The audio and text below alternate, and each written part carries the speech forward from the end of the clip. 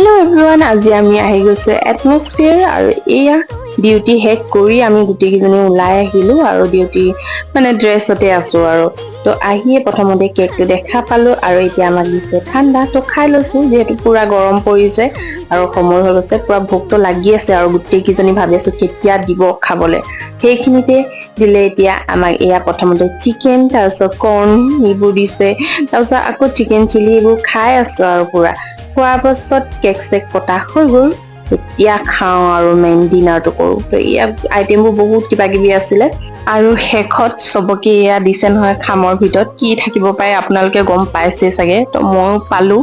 এইবোৰ লৈ মেলি মানে আমাৰ পাৰ্টি এইখিনিতে শেষ কৰিলে আৰু এতিয়া সময় হৈছে একদম ৰাতি 1-1:30 তেতিয়া ওলাওঁ আৰু ৰুমলৈ যাওঁ আৰু আজি মিনি ব্লগটো ইমানতে শেষ কৰিছোঁ কেনেকুৱা পালে সকলোৱে জনাব আজিলৈ বাই বাই